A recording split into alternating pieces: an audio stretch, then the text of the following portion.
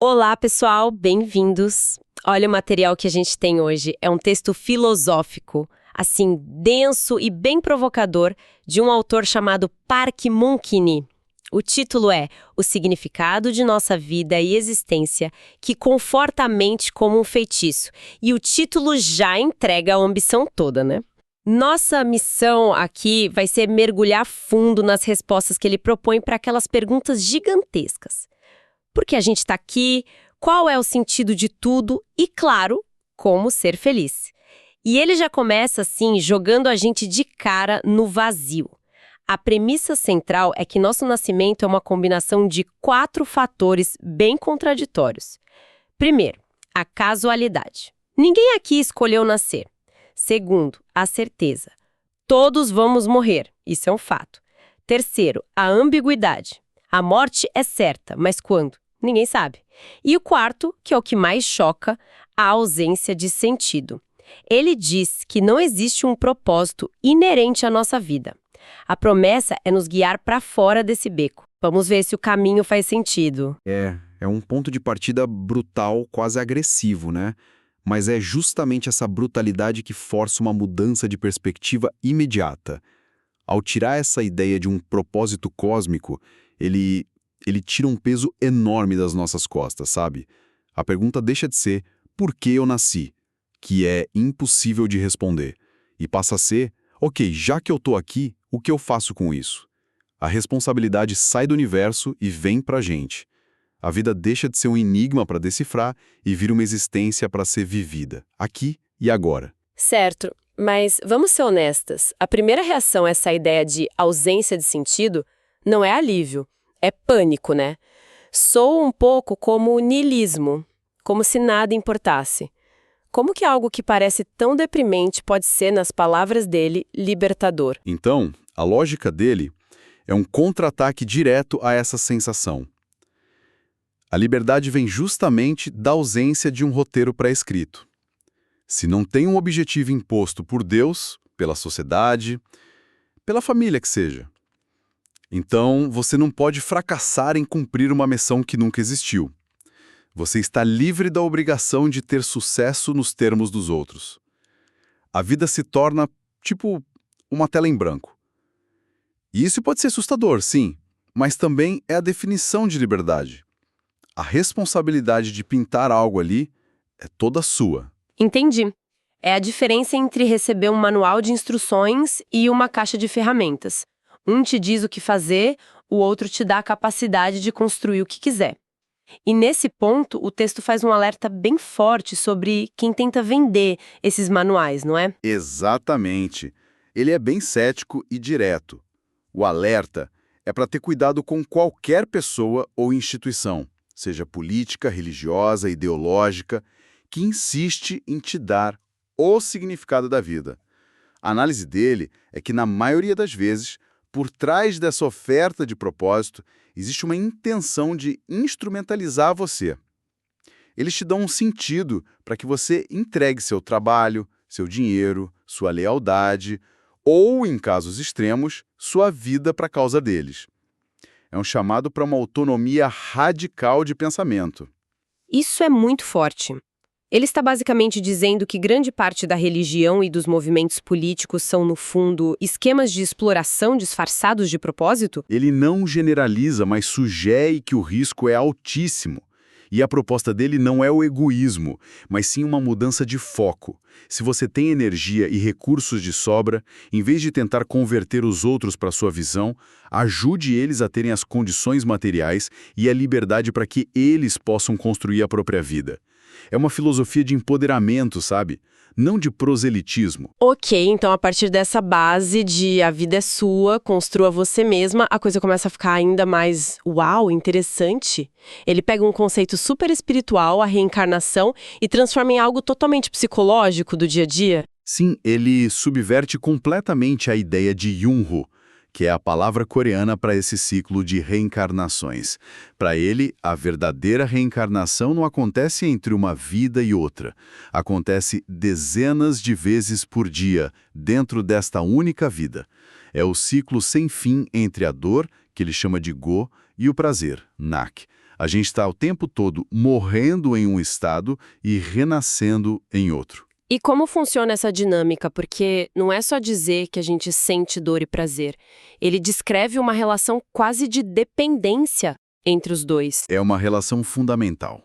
Primeiro, ele argumenta que a dor é uma pré-condição para o prazer. Você só sente o prazer de matar a sede, o NAC, porque antes sentiu o desconforto da sede, o GOL. A fome torna a comida deliciosa. O cansaço torna o descanso recompensador. Sem a dor, o prazer fica insípido, perde a referência. E o segundo ponto é a natureza traiçoeira do prazer. Uma vez que você alcança, ele é efêmero. Ele perde o brilho, a satisfação diminui, e isso nos joga numa busca constante por estímulos novos ou mais fortes, o que ele vê como raiz de muitos vícios. É a famosa esteira hedônica, né?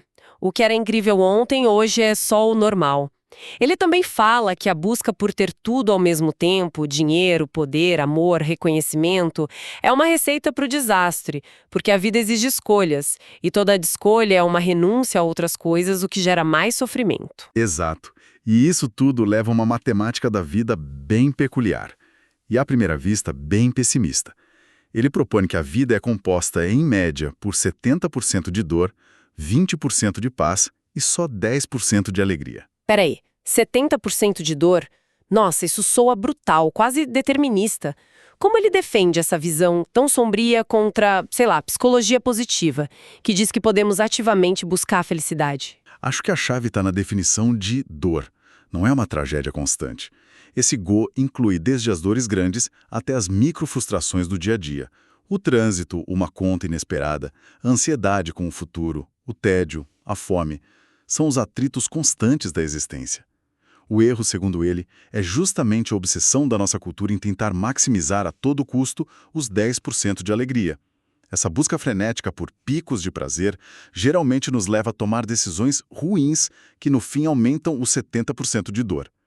A sabedoria não está em caçar a alegria, mas em expandir os 20% de paz. Então o objetivo não é ser feliz no sentido eufórico, mas sim serena, alcançar um estado de equilíbrio, de tranquilidade. É isso que ele chama de nirvana. Exatamente. Nirvana não é um paraíso transcendental. É um estado mental acessível aqui e agora. É a expansão daquele vale de 20% de paz, onde você não está sofrendo ativamente, nem buscando euforicamente um prazer. É um estado de contentamento, de equilíbrio. Se o nirvana é um estado mental, isso redefine completamente as recompensas e punições da vida.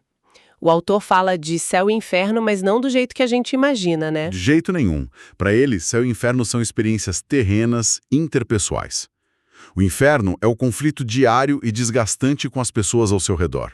Sua família, seus colegas de trabalho, é viver num ambiente de hostilidade. O céu, por outro lado, é a convivência harmoniosa. É estar em paz com as pessoas e com os outros seres vivos.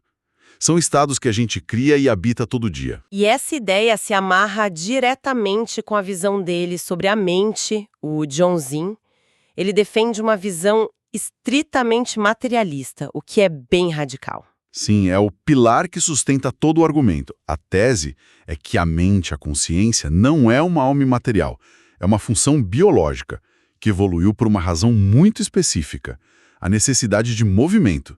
Organismos complexos precisaram de um sistema nervoso para coordenar o corpo na busca por comida, na fuga de predadores. A mente é o software que controla o hardware em movimento. E aí que entra o exemplo da Ácidia, o Myonghae. É uma imagem inesquecível. É um exemplo perfeito. A ácida, na fase de larva, parece um girino. Ela tem um cérebro primitivo que usa para nadar e achar um bom lugar para viver. Mas quando ela se fixa numa rocha para o resto da vida adulta, ela não precisa mais se mover. E o que ela faz? Ela digere o próprio cérebro. Nossa, ela come o próprio cérebro. Que imagem! É o ápice do pragmatismo biológico. É brutal, mas incrivelmente eficiente. A natureza não tem apego. Se uma estrutura tão custosa em termos de energia como um cérebro não tem mais utilidade, ela vira alimento. E a conclusão que o autor tira disso é direta. Se a mente é um produto do corpo para gerenciar o movimento, quando o corpo morre e para de se mover, a mente simplesmente deixa de existir. Não há consciência sem um cérebro funcional. Essa ideia de que a mente desaparece com o corpo é um soco no estômago para muita gente. Elimina qualquer esperança de vida após a morte, de reencontrar quem a gente ama. É uma visão bem dura. É dura, mas ele oferece um consolo, lógico ateísta. Ele pede para a gente pensar nos 36,7 bilhões de anos de história do universo antes de nascermos. Esse período de não existência não foi assustador, nem doloroso. A gente simplesmente não estava lá. O mesmo, ele argumenta, vai se aplicar ao tempo infinito depois da nossa morte. A não existência não é um estado a ser temido porque não há alguém para temê-lo. Isso serve para desmistificar a morte e, ao mesmo tempo, valorizar imensamente a vida que a gente tem. Se esse é o único tempo de consciência que teremos, ele se torna infinitamente precioso. Ok, então a filosofia é: sem propósito cósmico, a vida é um ciclo de dor e prazer, o objetivo é a paz e tudo acaba com a morte. Com esse cenário todo, o que a gente faz na prática? Como se vive uma vida boa e feliz? O texto oferece um guia, né? Sim, ele não fica só na teoria. Ele propõe 4 pilares para essa felicidade prática. O primeiro é a autossuficiência, a capacidade de resolver os próprios problemas básicos de subsistência. Para ele, a dignidade humana começa aí. Faz sentido. E o segundo pilar é um que eu achei particularmente poderoso: a competição interna. Sem dúvida. A ideia é parar de se comparar e competir com os outros, que é uma fonte inesgotável de estresse, de inveja. A única competição válida é com o seu eu de ontem. O objetivo é ser um pouco melhor, um pouco mais sábio do que você era antes. É uma competição onde a vitória é garantida e o único resultado é o seu próprio crescimento. Adoro essa ideia, mas como a gente faz isso na prática? Vivemos numa sociedade que nos empurra para a competição externa o tempo todo, por empregos, status, validação em rede social. Como conciliar essa filosofia com a realidade? É um desafio constante. Exige uma disciplina mental de se perguntar: estou fazendo isso para impressionar os outros ou para o meu próprio desenvolvimento? Exige curar o seu ambiente, sabe? Talvez silenciar vozes nas redes sociais que despertam essa comparação tóxica. Não é se isolar do mundo, mas mudar a sua métrica interna de sucesso, de validação externa para progresso pessoal. É difícil, mas é o caminho para a paz que ele propõe. Certo. E os outros 2 pilares? O terceiro é o aprendizado contínuo. Ele é bem duro nesse ponto. Diz que a sabedoria não vem com a idade. A idade por si só pode só aumentar a teimosia. A sabedoria é fruto de esforço. Aprender sempre, ter autodisciplina e refletir. E o quarto pilar é viver no presente. Pode soar clichê, mas ele ancora com uma citação muito eficaz. Se você está deprimido, está vivendo no passado. Se está ansioso, está vivendo no futuro. Se está em paz, está vivendo no presente. E para viver em paz com os outros, ele revisita a famosa regra de ouro, mas com uma ênfase na sua forma negativa. Não faça aos outros o que você não gostaria que fizessem a você. Por que essa distinção é tão importante para ele? Porque a versão positiva, faça aos outros o que você gostaria que fizessem a você, é, segundo ele, potencialmente perigosa e arrogante. Ela pressupõe que o que é bom para você é bom para todo mundo. Se eu adoro festa surpresa, eu poderia organizar uma para um amigo introvertido que odiaria isso, achando que estou fazendo um grande bem. Impor o nosso conceito de bom a alguém sem o consentimento da pessoa é, nas palavras dele, uma forma de violência. A regra negativa é mais humilde, mais segura. Ela foca em evitar o dano, em respeitar os limites do outro.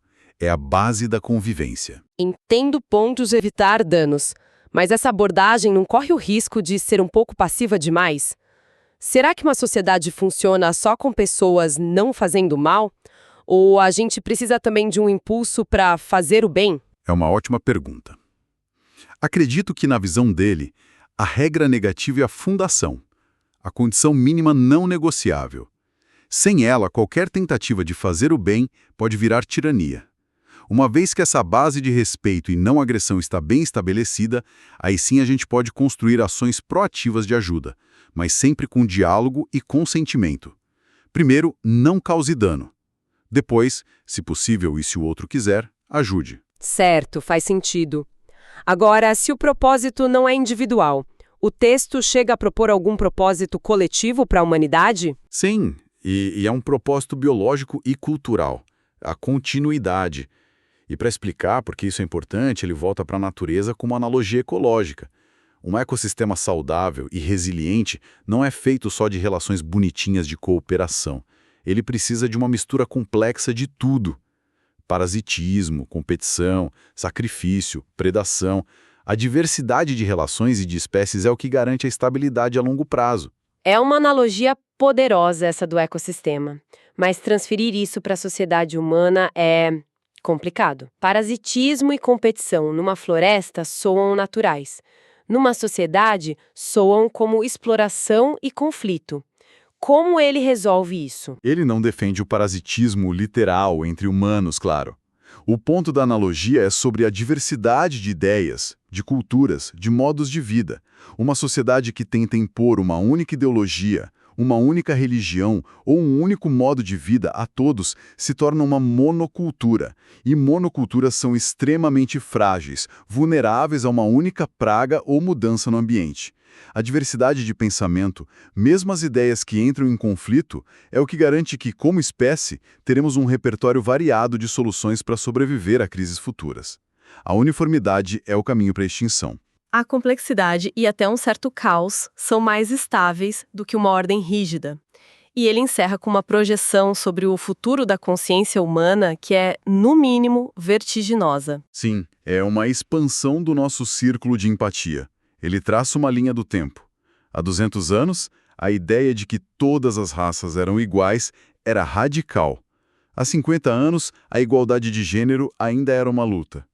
Ele prevê que, em 50 anos, a ideia de que humanos e outros animais têm o mesmo valor intrínseco vai ser amplamente aceita, e olhando ainda mais longe, em 200 anos a gente vai chegar à conclusão de que até os seres inanimados, como uma pedra na rua, têm um valor em si mesmos, igual ao nosso. Caramba, a ideia de que uma pedra na rua tem o mesmo valor que eu, isso é difícil de engolir. É uma visão que dissolve completamente o ego humano. Então, amarrando tudo, a mensagem final parece ser que o sentido da vida não é uma resposta a ser encontrada, mas um projeto a ser construído. É sobreviver de forma pacífica, autônoma e em harmonia, garantindo que as próximas gerações também tenham a chance de construir suas próprias vidas, neste que, segundo ele, é o único paraíso que existe. Exatamente. O foco sai do destino e vai para a jornada. E isso me lembra uma das frases mais bonitas do texto. Mesmo que o céu exista em algum lugar, a escada para o céu deve ser bonita primeiro. Se a gente levar isso a sério, se o paraíso não é uma promessa futura, mas uma qualidade do presente, a pergunta que fica é: o que mudaria hoje em nossas vidas, em nossas relações e em nossa sociedade se o nosso principal projeto coletivo não fosse chegar a algum lugar, mas sim tornar a própria jornada, essa escada que estamos subindo juntos, mais justa, mais bela e mais significativa para todo mundo?